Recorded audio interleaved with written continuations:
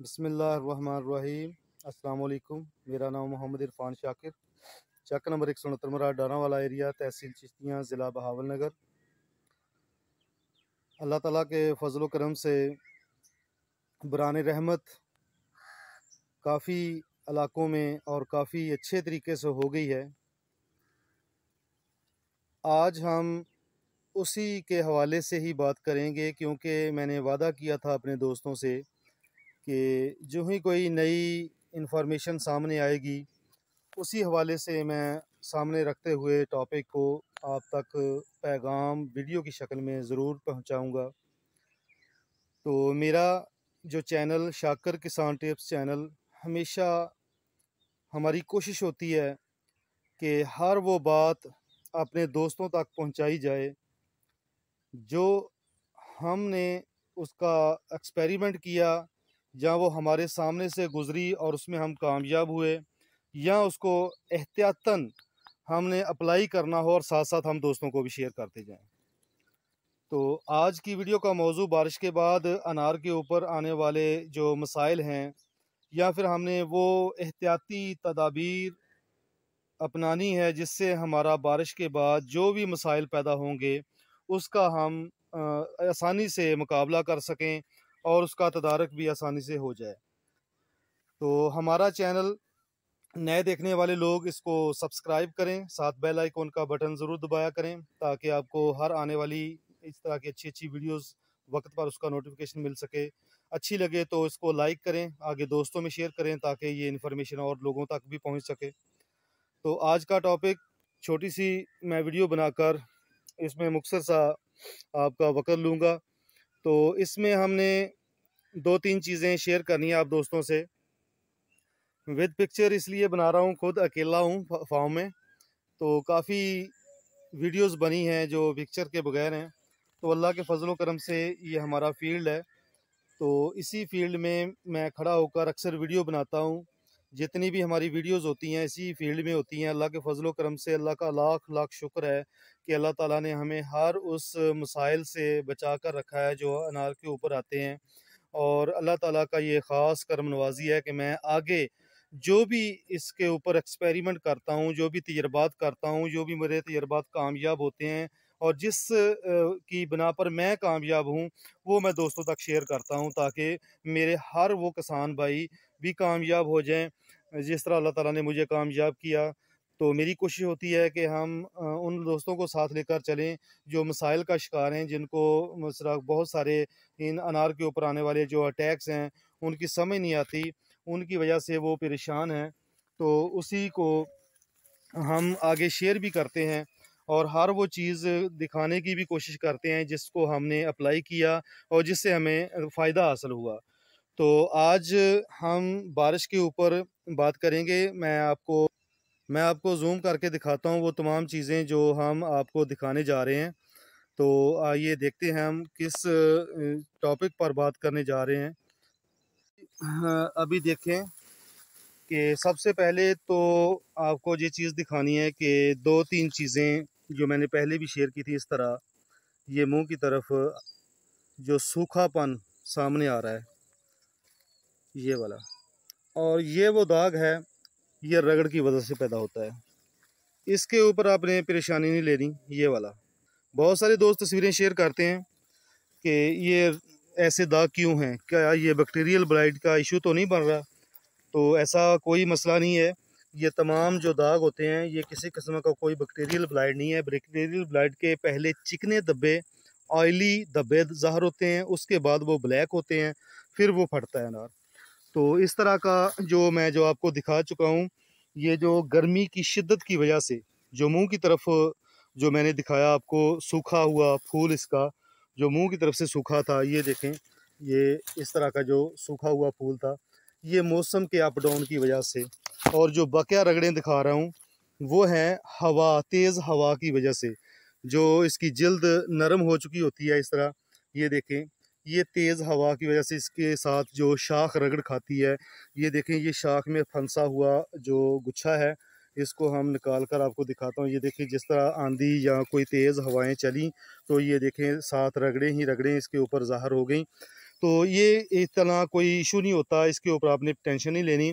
सबसे जो बड़ी बात है, मैंने आपको पिछली वीडियो में कहा था कि आपको मैं जो दिखा रहा हूँ, आपने देखा होगा कि मेरे पौधे पर हर अनार आपको तकरीबन, मैं बिल्कुल ही कह सकता, तकरीबन एक किस्म का ही नज़र आएगा, एक साइज़ का नज़र आएगा। और इसकी जो वजह मैंने पिछली वीडियो में आपको बता दी थी कि मैंने इसके ऊपर बाद में आने वाला फ्रूट तो था, अभी कोई नज़र आया तो मैं आपको वो भी बता दूं। ये देखें, एक साथ नज़र आ गया मुझे। ये देखें, ये बाद में जो फूल आए थे उसके ऊपर ये आने वाला ये साइज़ मैंने रिमूव कर दिया, तमाम का तमाम इसकी प्रूनिंग करवा दी। और उसके बाद जो मेरे पास बचा फल, जो उसको मैंने हार्वेस्ट करके मार्केट करना है, जो मेरा आगे सेल होगा, जिसको मैंने मेच्योरेंसी तक, इसको मुकम्मल हार्वेस्टिंग तक ले जाना है, इसको ले जाना है। इसके जो मैंने जो इतनी भी तादाद इसके ऊपर रखी है, उसमें ये सोच कर रखी है कि अगर मैंने एक 100 दाना रखा है तो इसमें मेरे हाथ आएंगे 80 दाने।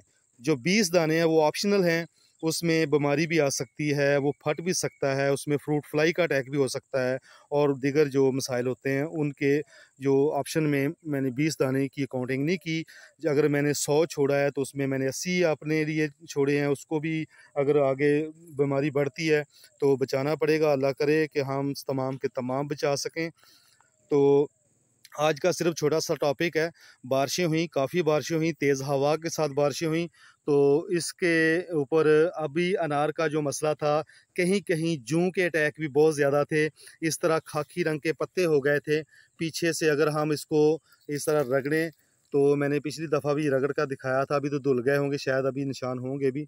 ये देखें, हल्का सा जो रेडनेस आई है, जो धुल गया है पत्ता, ये हल्का सा जगालीपन आया मेरे अंगूठे पर। अभी बाकिया ये धुल चुका है तकरीबन। ये तो बारिश के बाद तकरीबन जूं का अटैक आता भी नहीं है, लेकिन फिर भी आपने सबसे पहले बारिश के बाद जूं वाली स्प्रे करनी है, ताकि जो बकाया उसके असरात हैं वो ख़त्म हो जाएं। जिस पत्ते ने गिरना है वो गिर जाए, नए आने वाले पत्ते होंगे वो आपको खुराक पैदा करके आपके फ्रूट तक देंगे। तो दूसरा, बारिश के फ़ौरन बाद जो अब का मौसम है, अब की डेट है 19 के बाद, हमने अगस्त के पहले हफ्ते इसकी हार्वेस्टिंग स्टार्ट करनी है। कहीं कहीं पर जुलाई के एंड पर इसकी हार्वेस्टिंग होगी। उस वक़्त तक 3 चीज़ों को ऐसे फोकस करना है कि जैसे आपकी वो ज़िम्मेदारी आपके ऊपर फ़र्ज़ है। सबसे पहला इशू, अभी जो फंगस के अटैक हैं, बैक्टीरियल ब्लाइट के अटैक हैं, वो जहां होने थे हो चुके। अभी नेक्स्ट जो आएंगे वो आपकी गफलत की वजह से आएंगे।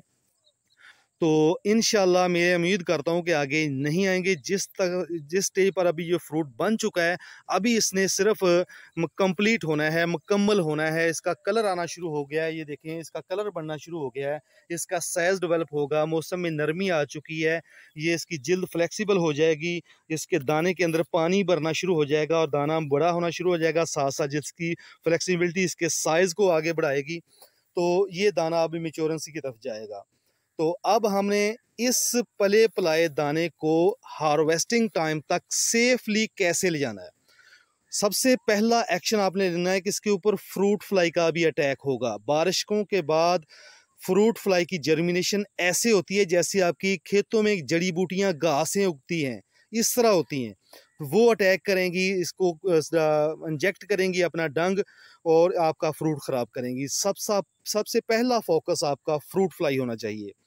उसके सेकंड में आपने जो जूं के अटैक हैं वो मैंने आपको बताया पहले भी बात करते हुए कि उसका एक स्प्रे लाजमी कर दें। क्लोरोफिनापायर का वो बाइफेंथ्रीन के साथ मिलाकर कर दें, अबामेक्टिन प्लस बाइफेंथ्रीन को मिलाकर कर दें। ये एक स्प्रे इसको अच्छे तरीके से नहला देना है, उसकी डोज कम कर लेनी है। मिसाल के तौर पर अगर अबामेक्टिन आपने 80 डाली है तो उसको 60 डालें, जो बाइफेंथ्रीन टालस्टार आपने 40 से 50 डाली है तो उसको 30 डाल लें, लेकिन अच्छे तरीके से उसी मिकदार को पूरा करें पानी की क्वांटिटी के ऊपर। तो पानी की जब आप क्वांटिटी बढ़ा देंगे तो वो आपकी जहर की जो क्वांटिटी वो खुद ब खुद पूरी हो जाएगी। सकिंग पेस्ट के लिए वैसे भी पानी ज़्यादा लगाया जाता है, तो एक स्प्रे ये करें। और तीसरा जो अमल है वो बैक्टीरियल ब्लाइट का, कोई ऐसा जहर जो आप जिससे सेटिस्फाई हों। मैं गसूकामाइसिन कार्डेट जिसमें है ब्रांड नेम, और कासोमिन अरिस्टा का ब्रांड नेम है, और बहुत सी कंपनियों के ब्रांड नेम के नाम से जिसमें एक्टिव जहर गसूकामाइसिन हो, या फिर कोई आपको तसल्ली बख्श बैक्टीरियल ब्लाइट का जहर हो जिसमें कापर हाइड्रोक्साइड है, कापर ऑक्सीक्लोराइड नहीं करना, कापर हाइड्रोक्साइड करना है। उसकी फार्मूलेशन और होती है, कापर ऑक्सीक्लोराइड की फार्मूलेशन और होती है। ये भरपूर कलर में आना शुरू हो गया है अल्लाह के फजलो करम से। तो इसको हमने बचाना है, ये 3-4 एहतियातें करके हमने अपने फल को मुकम्मल तरीके से, सेफली तरीके से अपनी हार्वेस्टिंग टाइम पर ले जाना है। इसको हम कंप्लीट करना है, साइज़ इसका अच्छा बनेगा। और इसके ऊपर आने वाली जो बारिश के बाद अटैक हैं वो यही हैं कि हमने फिल फॉर इसके ऊपर जो फ्रूट फ्लाई का स्प्रे करना, और साथ ही फंजीसाइड को स्प्रे करना, क्योंकि जब इसके गुच्छों में पानी का ठहराव होगा तो वहाँ पर फंगस के आने के चांस बन जाते हैं। हवाएं चलें, पानी पौधे पर खुश्क हो जाए, यूं ही आपको मौका मिले वेदर ऐप खोलकर मौसम की कंडीशन चेक कर लें। आने वाले वक्त में बारिश नहीं हुई, आपको 48 घंटे चाहिए स्प्रे करने के बाद। तो अगर मिल गए तो आप कामयाब हैं, नहीं तो फिर इसको रिपीट करना पड़ेगा। वो करना होगा आपने, वो करना है, वो आपको मैंने पहले बता दिया, वो आपकी ज़िम्मेदारी है, आपके ऊपर फ़र्ज़ है। ये चीज़ें अगर आपने यहाँ तक अपने फल को लेकर आ गए हैं, आगे ले जाने के लिए सिर्फ आपके पास 1.5 माह है, और इसी 1.5 माह में आपने इसको कंप्लीट तरीके से, अच्छे तरीके से, पूरी तवज्जो के साथ इसके ऊपर आपने केयर करनी है इसकी, इसको आगे लेकर जाना है, और इंशाल्लाह आप इसमें कामयाब होंगे। तो फिर जब कामयाब होंगे तो आपको अच्छा खासा नफ़ा भी हासिल होगा, तो आपकी जेबें भी हरी होंगी। तो ये थी थोड़ा सा आज का जो टॉपिक, जो मुझे बैठे बैठे याद आ गया कि मैं अपने दोस्तों को भी साथ शामिल कर लूँ।